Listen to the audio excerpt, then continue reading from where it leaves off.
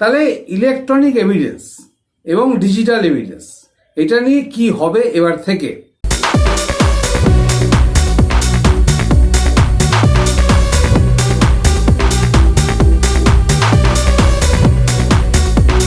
নমস্কার বন্ধুরা আজকে সত্যি কথা বলতে কি আপনাদের জন্য একটা দারুণ সুখবর নিয়ে এসেছি।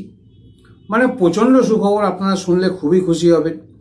এই ব্যাপারটা নিয়ে বিভিন্ন জনের বিভিন্ন রকম কিন্তু আমি কমেন্ট পড়ি, কথা শুনি, লিগ্যাল ডিসকাশনে এই নিয়ে অনেক কনফিউশন হয়, অনেক ক্লায়েন্ট জিজ্ঞাসা করে।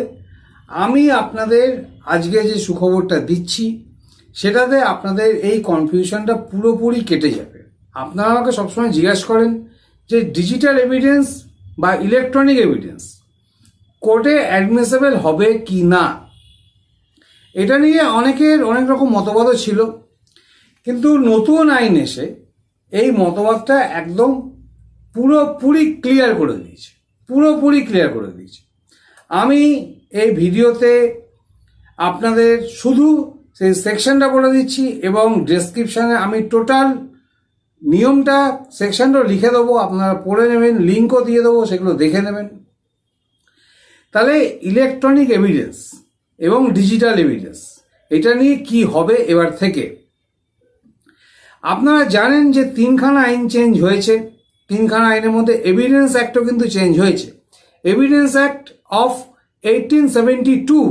তাহলে চিন্তা করুন, 1872 এর এভিডেন্স অ্যাক্ট এখনো পর্যন্ত চলছিল, কিন্তু এখন এভিডেন্স অ্যাক্ট চেঞ্জ হয়ে এখন যে নিয়মটা এসছে, এখন যে আইনটা এসছে সেটা হচ্ছে ভারতীয় সাক্ষী অধিনিয়ম 2023, বা আপনারা এটাও বলতে পারেন যে ভারতীয় সাক্ষী অ্যাক্ট 2023। এই এভিডেন্স অ্যাক্ট অনুযায়ী, নতুন এভিডেন্স অ্যাক্ট অনুযায়ী যে সেকশনটা এসছে সেই সেকশনটা হচ্ছে সেকশন 61। সেই সেকশনটা হচ্ছে সেকশন 61।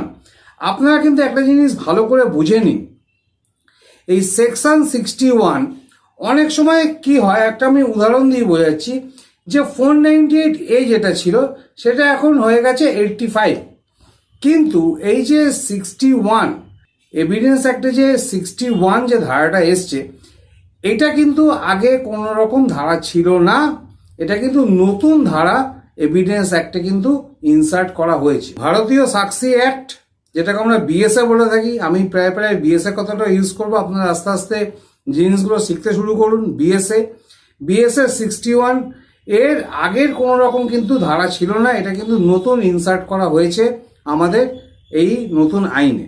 এখানে পরিষ্কার বলা হয়েছে admissibility of digital and electronic records, পরিষ্কার বলা হয়েছে। আপনারা ডেসক্রিপশনে লেখা দেখে নেবেন, এখানে পরিষ্কার বিএসএ 61 এভিডেন্স অ্যাক্ট যেটা নতুন এসছে এখন বিএসএ 61, সেটাতে পরিষ্কার লিখে দেওয়া হয়েছে admissibility of digital and electronic records, পরিষ্কারভাবে আমি আপনাদেরকে বলে দিলাম। সুতরাং এখন কিন্তু সব রকম ইলেকট্রনিক্স এভিডেন্সই কিন্তু ডেফিনেটলি কোর্টেতে অ্যাডমিসেবল হবে, আপনাদেরকে এটা জানিয়ে দিলাম। আর এই ইলেকট্রনিক এবং ডিজিটাল এভিডেন্সে আমি অনেকগুলো সেকশন আরও বার করেছি, সেগুলো আমি আস্তে আস্তে পরের ভিডিওতে বলে দেবো। যেটা মেন সেকশন, নতুন যে সেকশনটা এসছে সেই সেকশনের খবরটা আমি আপনাদেরকে দিয়ে দিলাম।